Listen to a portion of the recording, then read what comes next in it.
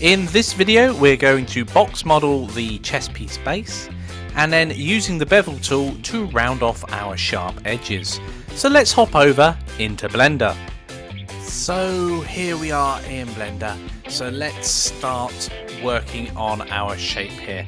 So before, when we've had a curvy shape like this, we've used Bezier curves, but I fancy doing this with box modeling. So we've got the top here and the bottom, that's absolutely fine, but we're going to have to put in some loop cuts in order to make this work properly.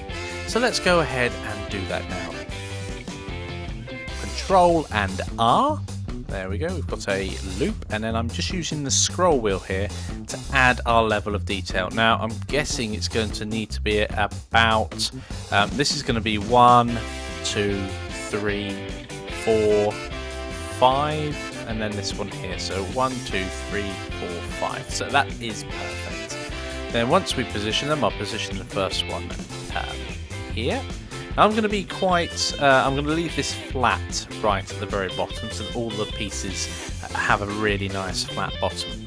And now we can select the loop edges that run around, and we can just make sure by disappearing from that view that we've selected the loop edge all around, and just go back to our front view so we can model it. And first of all, I'm just going to move some of these edges into a more appropriate place. So that one's fine. Let's select that one and move it up slightly. Let's go and select this one and move it up so it's in the middle of there. So we're moving these edge loops so they're in line with our reference material there, and then we're going to grab these edge loops and scale them accordingly. So in the 3D realm, obviously we're looking from this front on, but on the 3D we'll be shrinking and pulling that in and out. So this one here we can lift up much higher, and then this one here is going to be right on the edge where that little lump is around here. So that's fine as far as that goes, but this still is just a cylinder at the moment. So let's go ahead, I'm going to go to solid mode here and just make our background image a little bit dimmer so we can work to it. Right, so let's grab this one here and scale it just inwards until it's roughly in the right place. Perfect. Let's do the same to this one here. Let's scale that inwards. Grab this one and scale. Let's make sure we grab the whole edge loop and scale that inwards. So see what I'm doing here? I'm just modeling our. Can't see my keyboard. Careful which keys you press. That one there, and then finally this top edge loop here. I can scale that all the way in to an appropriate place. So I've got a rough outline of our model there. So we're going to want to now smooth out these edges, and you can do that using the bevel tool. So we'll start down at the bottom edge here, so select the edge you want to apply a bevel to, and then the shortcut keys for it are Control and B. That's a nice easy one to remember for bevel, B for bevel. And as you move the cursor further away, we start to add that beveled edge in, and you can use the scroll wheel to increase the detail level in that bevel. You can of course go too far and force your model to look very odd. There may be an application for that, but I can't think of one at the moment. And of course, the more detail you put in there, you can start getting silly. That's the amount of segments that's going to make up. Because we're working on a low poly, probably 3 or 4, something like that, then we can just left click to apply that. And in the menu system, because we've selected an edge there, let's go have a look at the mesh, edges. Okay, and there we go, bevel's at the bottom for me, depending on your resolution, but it looks like it's about in the middle. So there we go, bevel is also in the menu selection there, and we can see the shortcut Control and B. And finally, we've introduced it a couple of times, but you can just press the space bar and then type in what you're looking for. And there we go, bevel. So very powerful, very quick way of finding things in Blender if you know what they're called. So remember that spacebar and then you start typing the command you're looking for. Okay, it's challenge time. I'd like you to finish the base. So using the bevel tool to round off our sharp edges that are left, finish off the detail to the base if you feel it needs more. I think it does towards the top as it just bulges out slightly towards the neck of those pieces. And then, of course, use your artistic license. Go wild if you want to. Try and be a little bit sensible because these are official chess pieces. And then finally, remember to save your file. Pause the video now and give that a go. Okay guys, welcome back. Let's hop back over into Blender. Okay, so I'm going to start with this big bulgy bit here and try and smooth that out a little.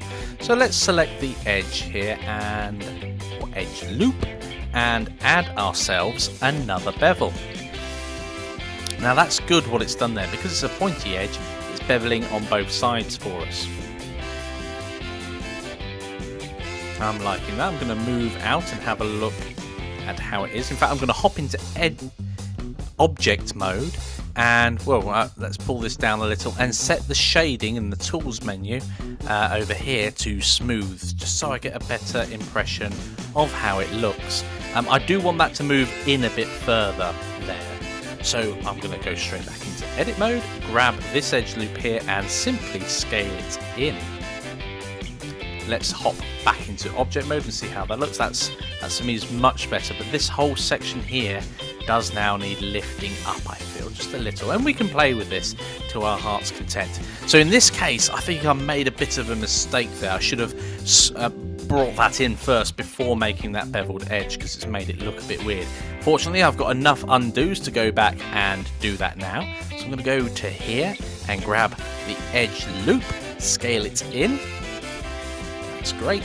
And in fact, I could even add a tiny bit of a bevel inside there. Not much, but just enough to round it off as we go around. This one here, I'm going to use my artistic license to lift it up just a little, so it's a bit more equidistant here. Apply another bevel on this edge, and let's round it out. Probably only that many is necessary around there. Let's flip round back to the front again. Oh, need the cursor on the 3D view to do that. And yes, I think we can scale that out because it's all selected. You can grab it and straight away scale it out. Just push it out ever so slightly. Brilliant. So I'm happy with those bits there. So it's just this bit towards the top. So let's just bring the opacity up. You can see on this image that there's kind of like another bulge ring that runs around here until it goes into the neck. So I'm just going to use a couple of the tools we've done already in order to do that. So first of all, I feel like I probably need to inset this top face just a little. So I'm going to select the face and inset it ever so slightly, not by much. And there we go. And we're going to need a couple bits more of detail around here because it kind of bulges out. So we're going to go back into edit mode and